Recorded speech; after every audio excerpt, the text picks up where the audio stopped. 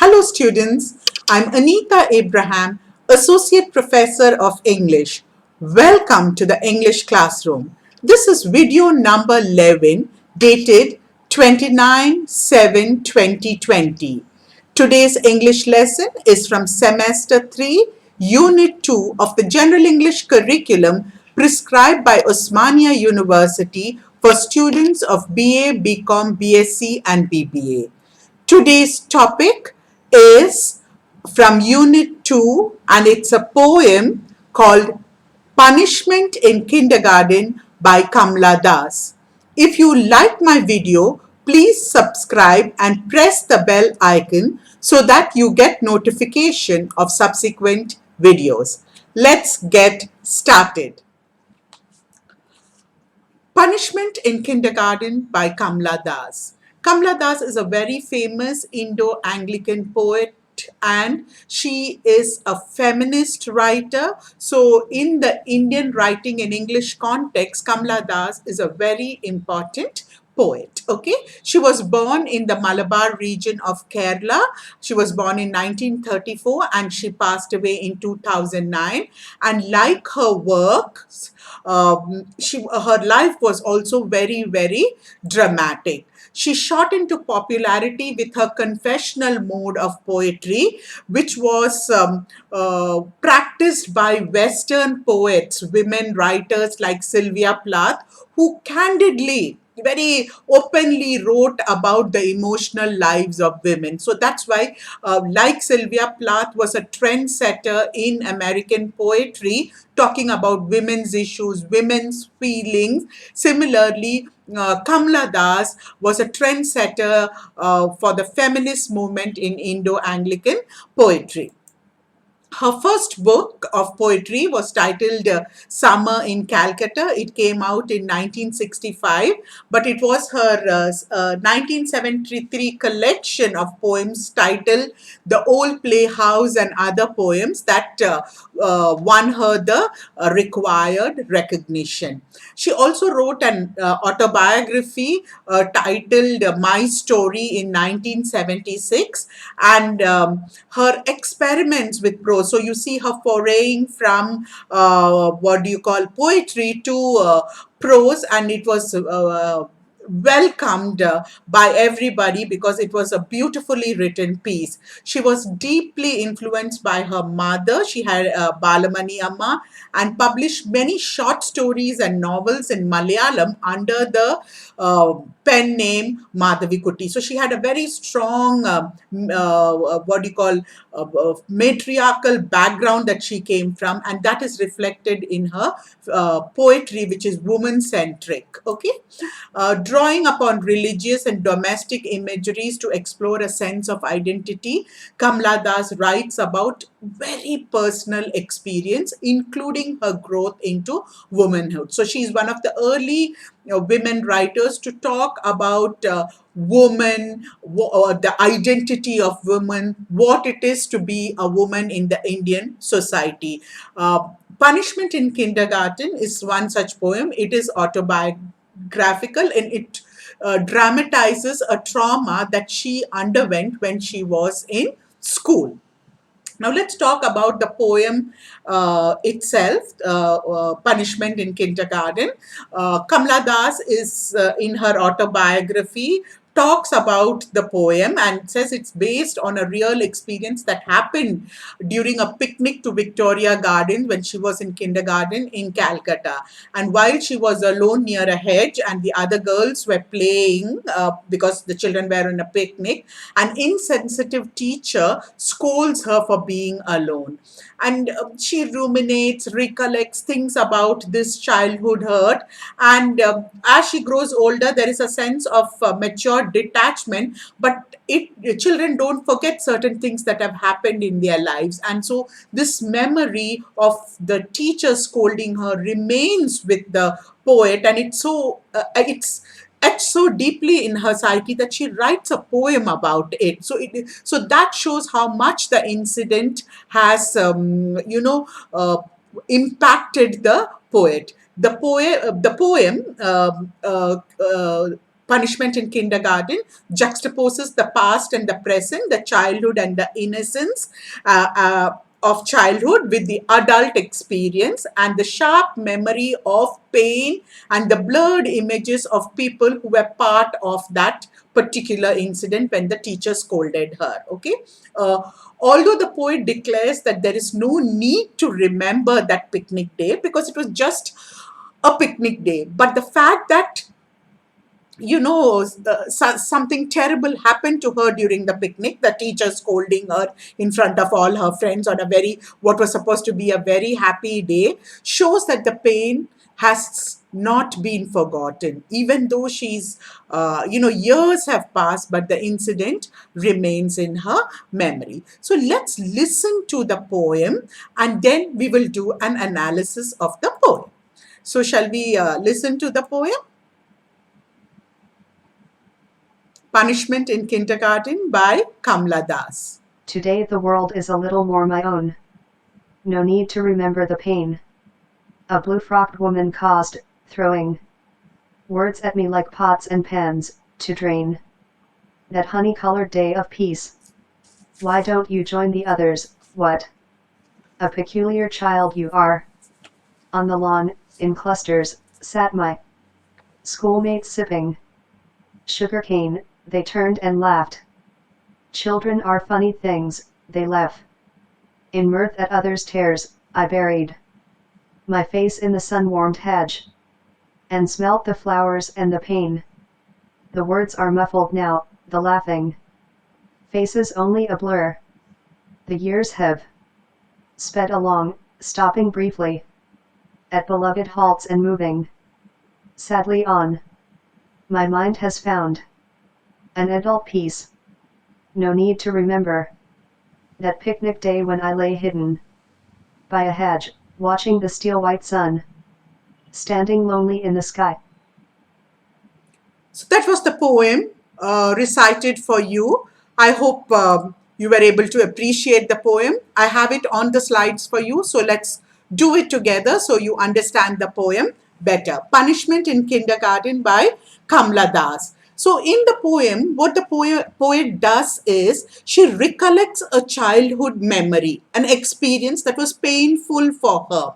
She was scolded by her teacher for being alone and not mingling with her schoolmates. And her schoolmates or her classmates, when they heard the teacher scolding her, they all laughed. And this made her weep, made her sad, made her cry. The poem is divided into 3 stanzas. In the first stanza, the poet discusses how the teacher scolded her and her reaction to it. In the second stanza, she recollects how her classmates were laughing at her and making fun of her, and so she feels like crying, and her emotions of what happens because of the reaction of the teacher scolding her and the reaction of her classmates. And in the last or the final stanza, she says now that she is an adult and there is no need for her to recollect and feel the pain by remembering this experience, but the fact that she remembers this memory and it's etched in her memory so vividly, tells us another story of the pain and the hurt that she went through as a child during that picnic in her kindergarten days. And the poet juxtaposes that pain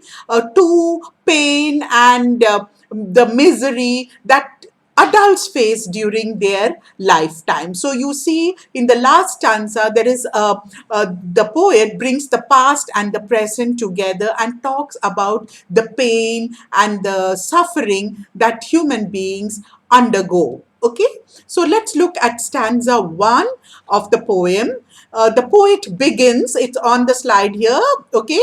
The poet begins with the line, "Today the world is a little more my own." That is meaning she's an adult now and she has a little more control over things that's happening in her life.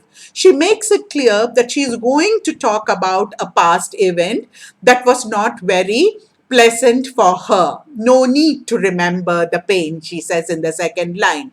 Next, she begins to narrate an incident from her childhood when she was in kindergarten and she went for a school picnic along with her teacher and other classmates. Okay, and the poet uses lot of symbols, a very dramatic use of symbol to capture the emotion that she's feeling, and also recreating the scene of the picnic for us.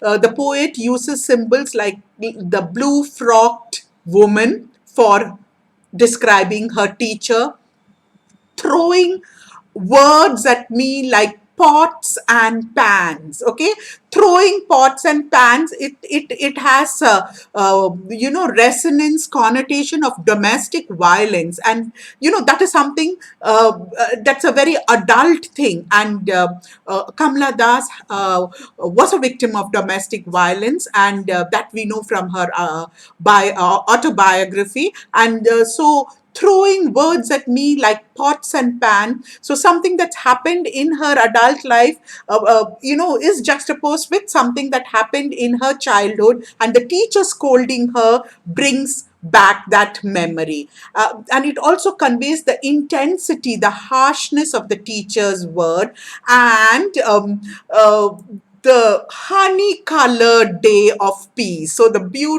everybody looks forward to a picnic, and children love their school picnics. And what was a honey colored? Look at the use of the compound word honey colored day of peace. A beautiful, golden, bright, vibrant day, turns to be a disaster with the teacher scolding her and saying, "Why don't you join the others? What a peculiar, strange child you are," because she was not sitting with the others and mingling with the others, and she was sitting by herself near the hedge. In the first stanza, the poet narrates the picnic day from her kindergarten when they went to Victoria Gardens. That's there in her autobiography, and how the teacher ruined that beautiful day for her. Now let's move on to stanza 2. In the second stanza, the poet says that after the teacher scolded her, the other children, her classmates, schoolmates, who were sitting around and sipping sugarcane and chatting and enjoying themselves, start whispering and laughing at her. Because children are mean, not because they want to, it is their nature. And because the teacher has scolded the poet, the others all start giggling. And children are very funny things, the poet says. They laugh with happiness at other people's misery, and that is common phenomenon. Whether it is among, of course it's common among children, because they don't know the difference between right and wrong, and so all the children started laughing when the teacher scolded the poet. But even if you look at it from how the poet is juxtaposing past, the childhood with adulthood, the past with the present, it also means that even in our adult lives, people around us are insensitive to our pain and our suffering. So what did the poet? So the others laugh, and so she feels very miserable. She's filled with pain and she is hurt. And what does she do? She hides her face in the sun warmed hedge. You earlier had honey colored day, now you have the sun warmed hedge. So it's a beautiful day for picnic, and she smelt the flowers and the pain. Look at the beautiful use of this literary term that is called yugma, where use one word to modify two other words. Okay, you can smell flowers, but you can also smell pain. That's how she has used it. Okay, so to convey how potent, how intense her pain was, she uses this image. Okay.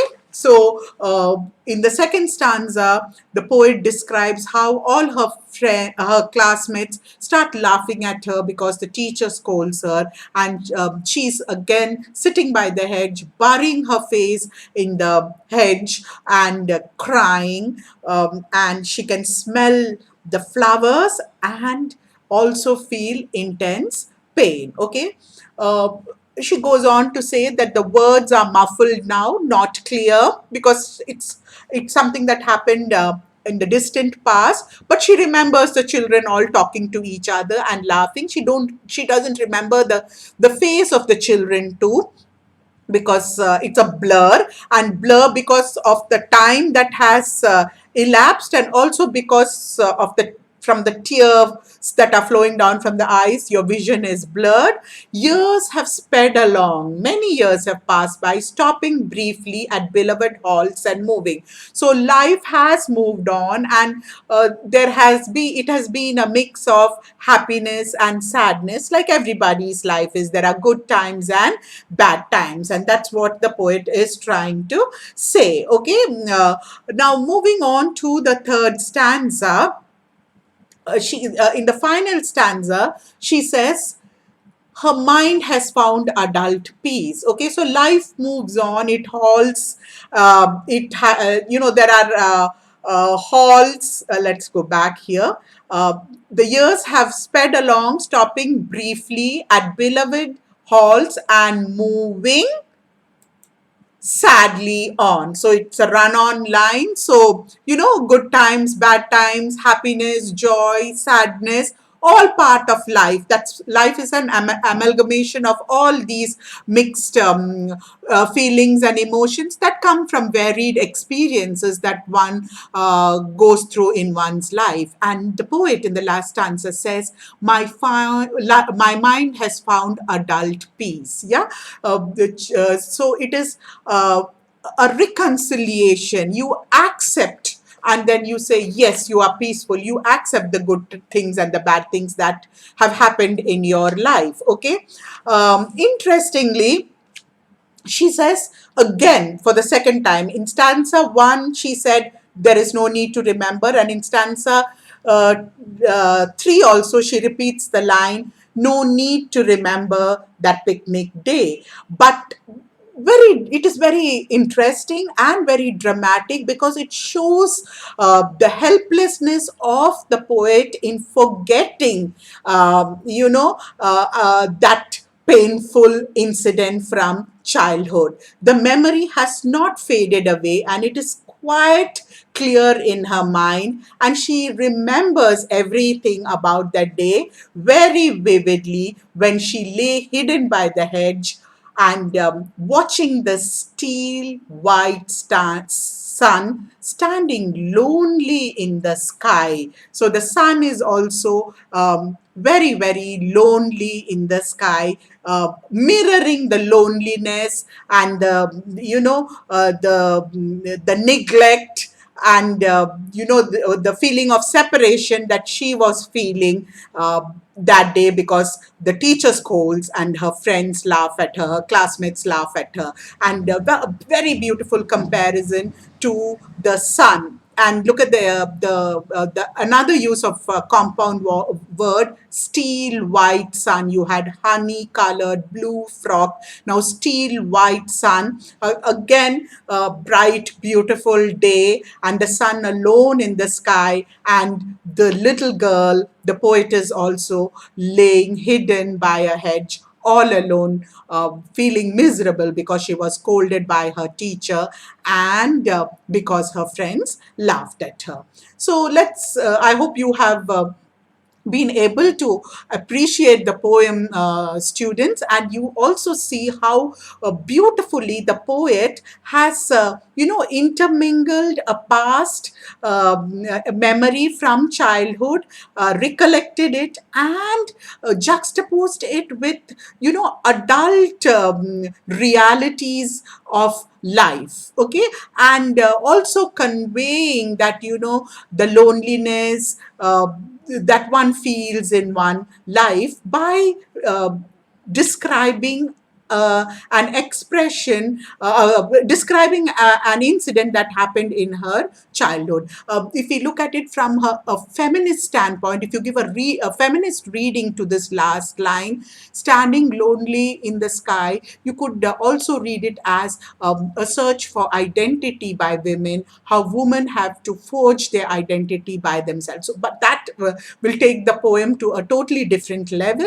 But an autobiographical reading of the poem would be a description of a childhood memory by the poet, and juxtaposing it with adult realities of life. Okay?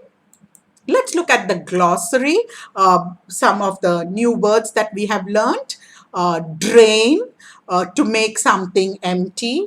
Another word that we came across in the poem was peculiar, unusual. The teacher calling her a peculiar girl, peculiar child.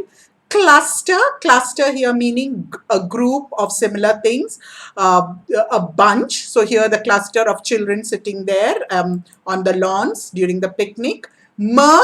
Mirth is amusement, laughter. Mirth is always is amusement or gladness, and it is expressed with laughter. And then the children, laughing at her. Because why were they laughing at her? Because the teacher scolded. It's a very childish thing. More children are unaware or are insensitive to other people's pain.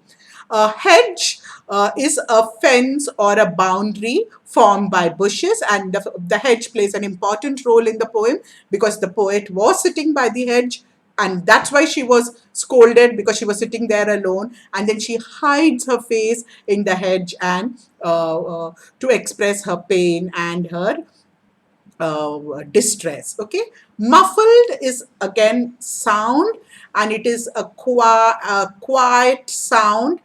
It is muted, you cannot hear clearly, and because of her pain and because she was crying, she could not hear what her friends were saying, the muffled laughter and the muffled sound that was coming. Okay, and blur is something that cannot be seen clearly or heard clearly, and here the blur is she could not see she doesn't remember the faces of the children or of her classmates, and also she doesn't remember what they said, but she knows they were rude. They were all laughing at her while they were sitting on the lawn and sipping their sugarcane juice while the teacher scolded. So let's look at some comprehension questions which will make the poem more clearer. Okay, let us look at the first question.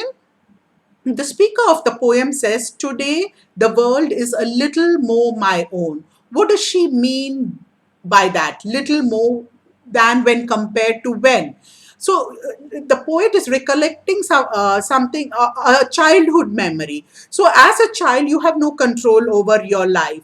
But as an adult, the poet says, today the world is a little more my own. She doesn't say the world is my own. So that's again a feminist reading to the poem. A little more. She has a little more control over her life when compared to when she was a child.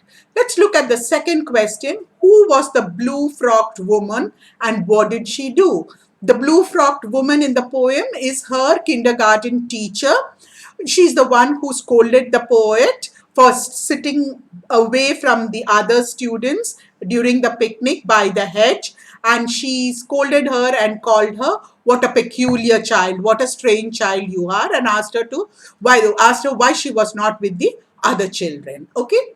Question number 3, the poet uses several expressions such as blue-frocked, honey-colored. Find out what such hyphenated words are called and how are they used.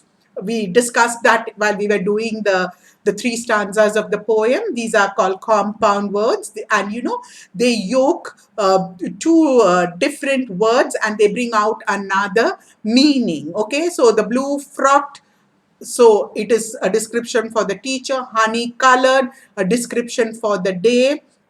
Okay, the sun-kissed day. So these are compound words and very beautifully used in the poem to convey the feeling of the poet. Okay, let's move to question number 4. Why was the speaker called peculiar? Peculiar girl, strange, odd, okay, by the teacher. What was peculiar about her behavior? How was she expected to behave? So the children are in kindergarten, so they're very young. They've gone for the school picnic to Victoria Garden. And usually, when you go for a picnic, you are in a group, enjoying yourself, talking to each other, playing. Now, the teacher calls the poet a peculiar, odd, strange girl because she was not with the group. She had moved away from her group and she was sitting all by herself near the hedge. So that was the peculiar behavior, the strange behavior, that she would want to be alone by herself during the picnic, where everybody else was happy and enjoying sitting on the lawn, sipping sugarcane and chatting with each other and playing. How was she expected to behave? The normal behavior or the accepted behavior would have been that she should have been with a group of schoolmates or classmates, sitting and drinking the sugarcane juice along with the others in the group and chatting and playing. So she is not doing what is accepted, and that is why she was scolded. Okay, let's move on to the fifth question. The speaker says, the children laugh in mirth at other tears. Okay, do you agree with the statement? Justify your response.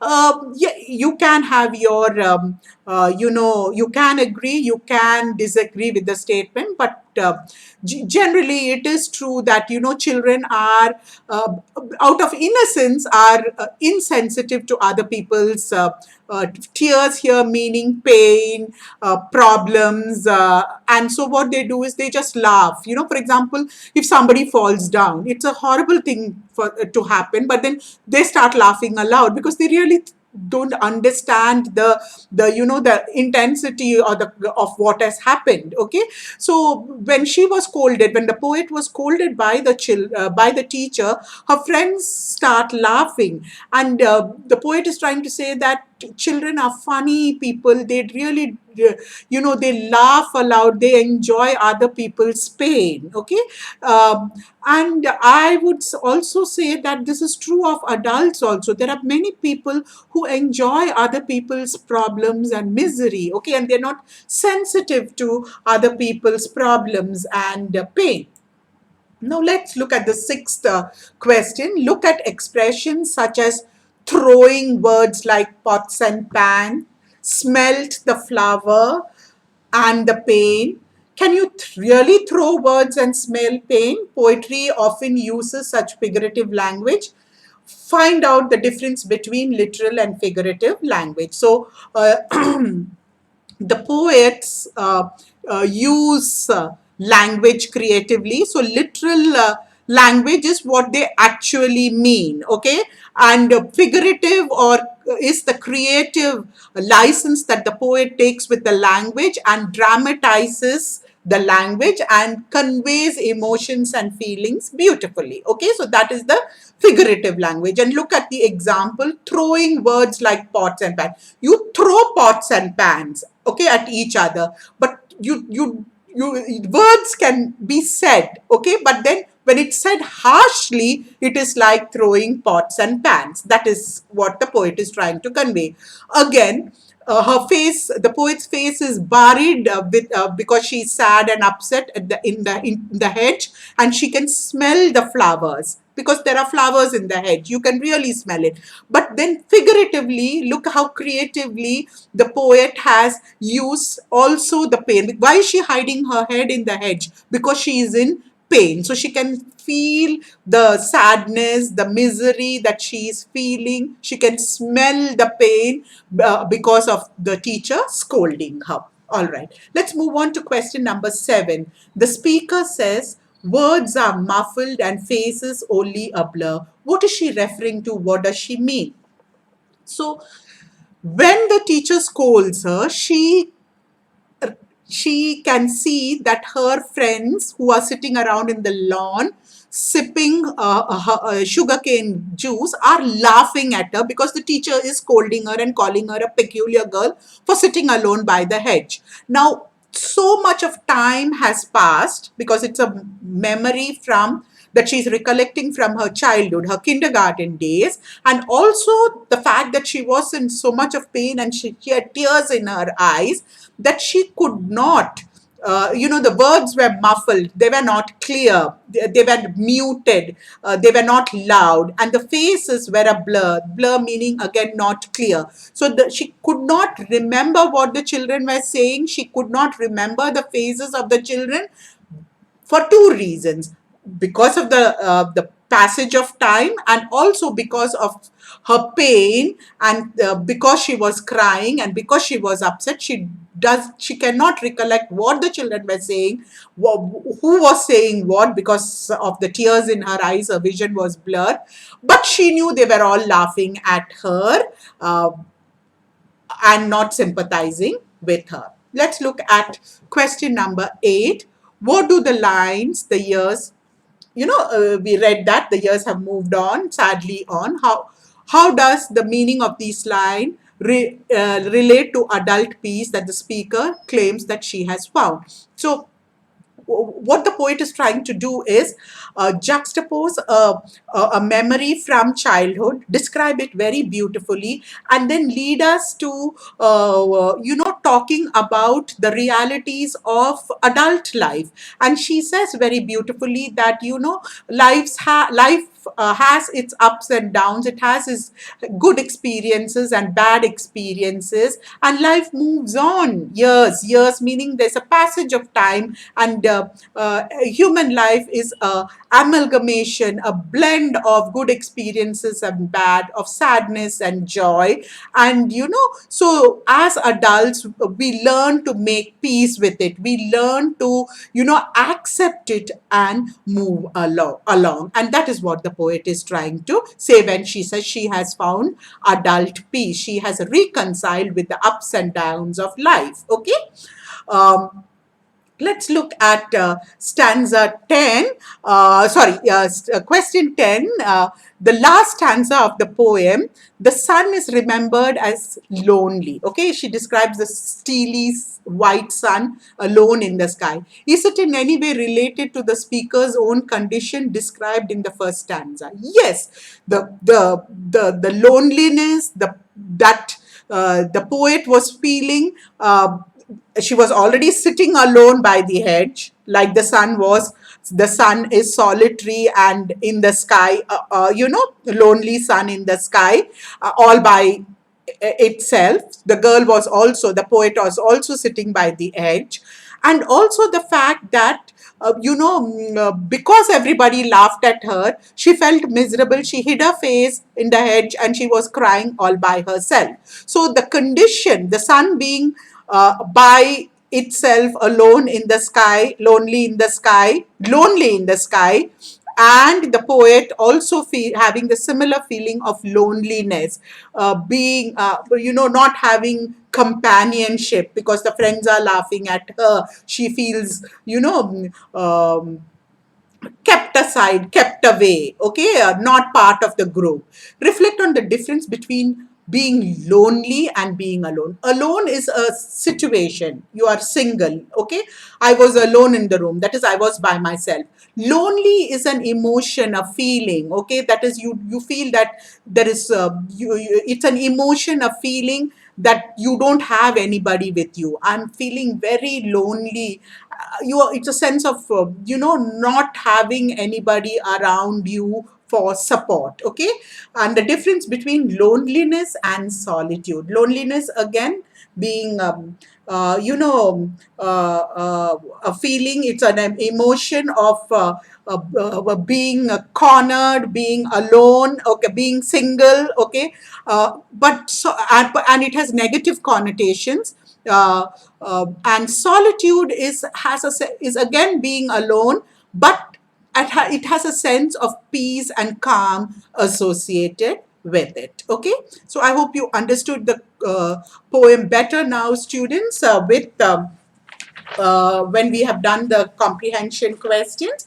Now let's attempt a critical appreciation of the poem Punishment in Kindergarten by Kamla Das, based on our listening to the poem, our analysis of the poem, doing the glossary and the question answers, the comprehension questions. Let us attempt a critical appreciation of the poem. Okay, Punishment in Kindergarten by Kamla Das. The poem is very simple in its construction and even very colloquial, day to day, very simple language in its language diction.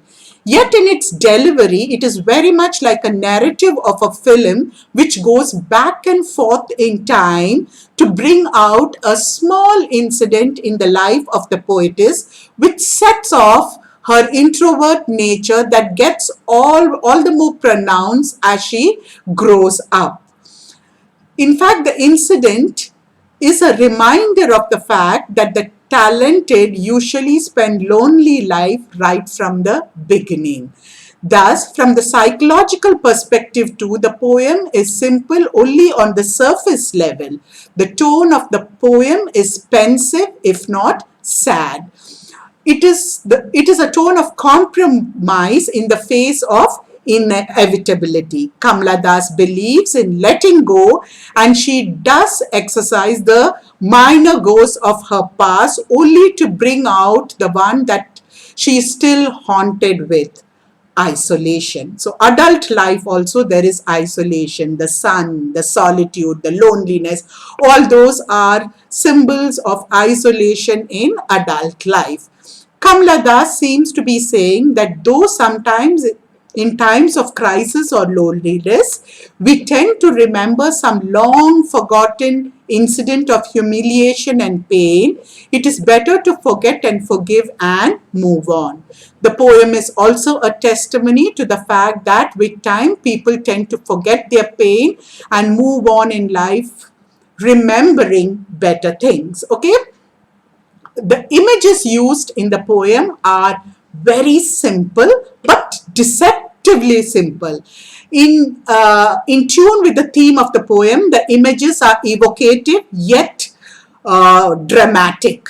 The teacher's identity gets shrink to a blue-frocked woman, but the words she threw at the poet are still remembered as pots and pans. Though the image is a humorous one, it shows the obnoxiousness of the insult.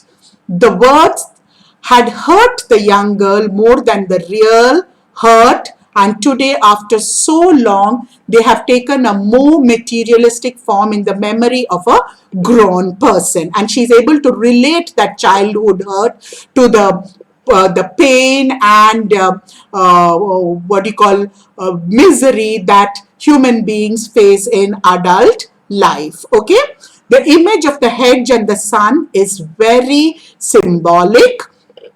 Okay, and it also projects the introvert nature of the poet and the subtle projection of the loneliness that she feels to the celestial object, that is the sun. Okay, the evocation of the image of the pain is remarkable. Okay, she could smell the flower and she could smell the pain, and it is an example of sugma, a figure of speech in which a word applies to two other in different sense. Okay, it's a literary term for using one word to modify two other words. For example, I lost my keys and my temper.